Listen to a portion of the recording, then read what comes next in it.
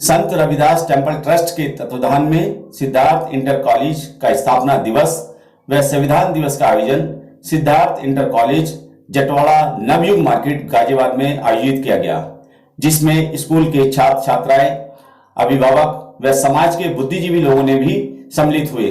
कार्यक्रम का शुभारंभ संत रविदास टेम्पल ट्रस्ट के अध्यक्ष हर्षरूप सिंह ठेकेदार द्वारा तथागत बुद्ध व बाबा साहब की मूर्ति के समक्ष मोमबत्ती प्रज्वलित कर व पुष्पांजलि की गई। साथ ही आए हुए अतिथियों ने भी पुष्पांजलि अर्पित की। बाबूलाल गौतम द्वारा बुद्ध वंदना, तीर्थन व पंचशील कराकर कार्यक्रम को सुचारू रूप से चालू किया गया। इस कार्यक्रम में मुख्य अतिथि के रूप में गंभीर सिंह एडीएम गाजियाबाद रहे। अतिथि के रूप में मामराज सिंह पूर्व आईएएस, बलबीर सिंह पूर्व सहायक आयुक्त, doctor BS Satyarthi, Brahmdev Singh, doctor Charan Singh, Arjun Singh, Ramkishan प्रधान जी आदि रहे। सिद्धार्थ इंटर कॉलेज के प्रधानाचार्य शरणवीर सिंह व ट्रस्ट के अध्यक्ष हर्षरूप सिंह ठेकेदार द्वारा आए हुए अतिथियों को पंचशील का पटका पहनाकर व स्मृति चिन्ह देकर सम्मानित भी किया गया मंच के माध्यम से। इस मौके पर स्कूल के बच्चों द्वारा सांस्कृतिक कार्यक्रम की प्रस्तुति की गई, जिसे देखकर अतिथि ताली बजाने पर मजबूर हो गए।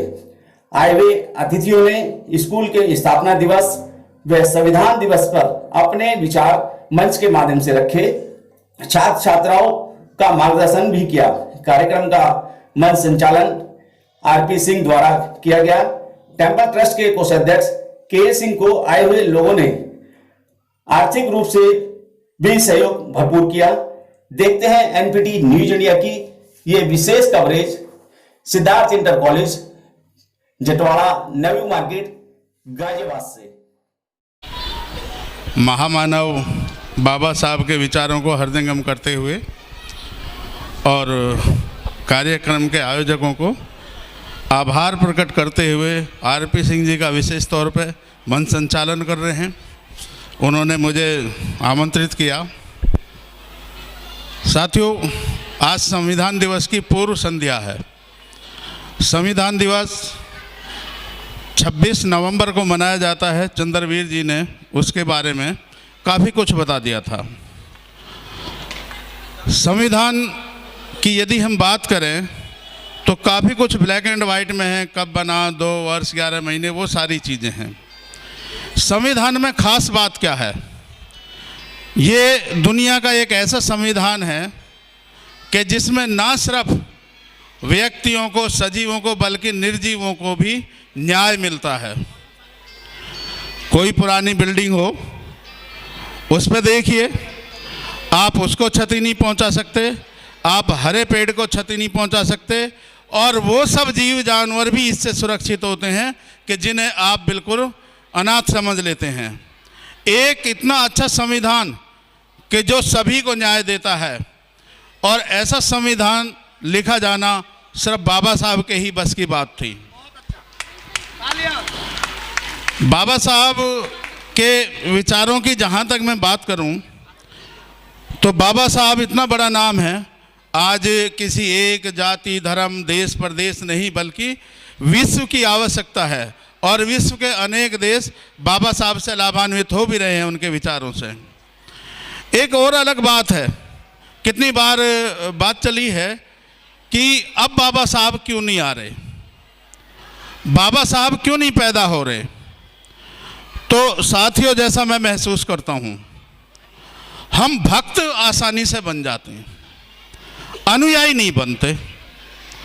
और जहाँ तक बात है, यदि आप अंतर समझ सकें तो भक्त में और अनुयायी में बहुत बड़ा अंतर होता है। आप किसी भी भक्ति, किसी से भी, जाति धर्म किसी का भी हो, आप देखिए भक्त अपने आराध्य के पास जाएगा, सिर्फ मांगता रहेगा, मुझे ये दे दो, मेरी ये मनोकामना पूर्ण कर दो, मेरी ये कर दो। जो अनुयायी होता है वो विचार को आगे लेके जाता है। और जैसा मैं समझता हूँ, आज लीडर नहीं है, हम में से कोई लीडर बनना नहीं चाहता। जितने मैं सामाजिक कार्यक्रमों में जाता हूँ, मैं देखता हूँ कोई लीडर नहीं बनना चाहता। हम सब उसके पीछे चलना चाहते हैं, क्योंकि लीडर बनने का मतलब है आपको सारी जिम्मेवारी खुद लेनी, जितनी मुश्किलें उन्हें खुद उठाना और लाभ पीछे देना। हम सब पीछे चलना चाहते हैं। लीडर बनने के लिए क्या करना पड़ता है, यहाँ पर पूर्व वक्ताओं ने कहा बाबा साहब के परिवार से पूछिए। जो लीडर निकलता है उसके परिवार से पूछिए। कोई लीडर बनना इतना आसान नहीं है, और शादीशुदा तो सपने ही देखने एक तरह से छोड़ दो। बाबा साहब के जैसा उन्होंने एक इंटरव्यू में मैंने देखा था, परिवार के उनके बच्चे और उनके भाई ही उनके इस चीज़ के खिलाफ रहते थे। उसके साथ साथ कांसीराम जी का देखिए, कांसीराम जी ने कहा शादी नहीं करेंगे। कांसीराम जी की माँ से पूछिए कि क्या रहा होगा वो। बहन जी से पूछिए, बहन जी लीडरशिप कर रही हैं, कितना दबाव झेला होगा। तो जो लीडरशिप है वो इतनी आसान चीज़ नहीं है कि कल भी आज 10 आदमी इकट्ठे करो मैं चल दूं। लीडरशिप बड़ी गहरी चीज़ है, और उस गहरी चीज़ को प्राप्त करने के लिए आपको सारी चीज़ें झेलनी पड़ेंगी, मुश्किलें भी, आलोचना भी, और वो सारी चीज़ें। और बाबा साहब उन सब परिस्थितियों से निकल के आगे गए। और हम में से भी, आप में से भी, आज जो छोटे छोटे बच्चे हैं, पता नहीं, अभी एडीएम साहब ने कहा था, मैं भी बार बार अपने स्कूल में भी कहता रहता हूँ और यहाँ भी, ये संविधान वो संविधान है कि जो एक चाय वाले को प्रधानमंत्री बना सकता है, और एक जिन्हें कोई नहीं जानता था उन्हें राष्ट्रपति बना सकता है, एक आदिवासी महिला को जिन्हें कोई अधिकार नहीं थे। उससे पहले लोकसभा अध्यक्ष बना सकता है जिन्हें अछूत कहते रहे। आज आपको सपने देखने की छूट है। तो केवल सपने नहीं देखने हैं बच्चों, केवल सपने नहीं देखने हैं, बल्कि जो सपना देखा है उस सपनों को पूरे करने के लिए आपको मेहनत भी करनी है। ऐसा नहीं है कि हमारे यहाँ कोई गाइड नहीं है, बहुत हमारे अधिकारी हैं कि जो आपको गाइड कर सकते हैं कि आपको कब कब क्या क्या करना है। ज़रूरत है आपको गाइडेंस की, और वो गाइडेंस हमारे पास उपलब्ध है। इसके साथ साथ एक बात और भी है कि ये सब का बेस शिक्षा है, और हम तो शिक्षा से जुड़े हुए हैं। हम हर बार ये प्रेरित करते हैं, चाहे आपको कोई कितना ही निगेटिव कहे, अब नौकरियां नहीं है, ये नहीं है, वो नहीं है। शिक्षा क्या करती है, तो सामने बाबा साहब का लिखा हुआ है कि शिक्षा शेरनी का वो दूध है जो पिएगा दहाड़ेगा। उसके साथ साथ ये भी है, शिक्षा आपको बेहतर समझने का मौका देती है, आपको वो ज्ञान देती है कि कोई क्या कह रहा है आप उसे बेहतर समझ सकें, और यदि आप उसे बेहतर समझ सके तो उसके साथ साथ आपको सवाल खड़े करती है। शिक्षा सवाल खड़े करती है, ये ऐसा होता है, आपने कहा कैसे होता है समझाओ, और जब तक नहीं थे तो आपने मान लिया। और जहाँ तक शिक्षा की बात है, हमने शिक्षित हुए, मैं भी हुआ, सब जो भी हैं शिक्षित हुए, अधिकारी बने। एक दुखद बात ये रही कि जब हम निकल गए तो हमने अपने साथ कितनों को निकाला।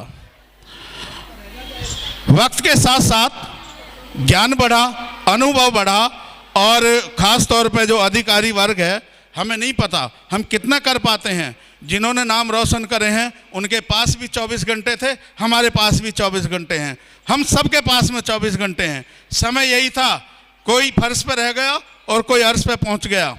तो जो हमारे अधिकारी वर्ग के भी लोग हैं, जब वो पद पर रहते हैं, आज मैं बोल रहा हूँ, अभी मैं प्रिंसिपल हूँ, वहाँ पर जो पद पर रहते हैं, पद पर रहते हुए सारे नियमों कायदों के दायरे में आप बहुत कुछ मदद कर सकते हैं।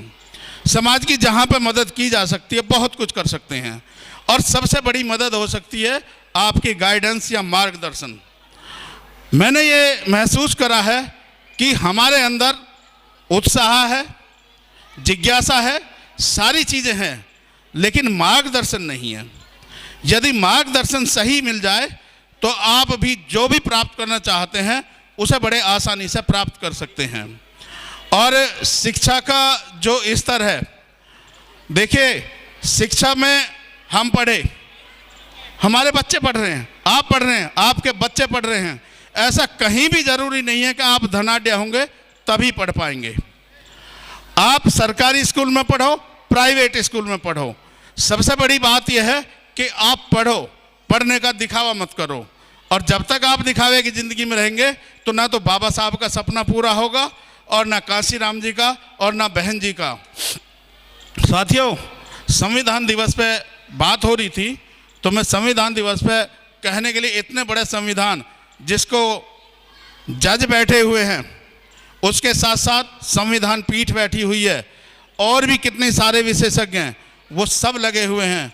आप समझिए वे संविधान की व्याख्या करने में लगे हुए हैं, तो लिखने वाले ने कितना लिखा होगा और कैसा लिखा होगा, उस संविधान पर कोई बात करना अपने आप में एक बहुत बड़े गौरव की बात है कि और हम उनसे अपने आप को जोड़ रहे हैं जिन्होंने वो संविधान लिखा है।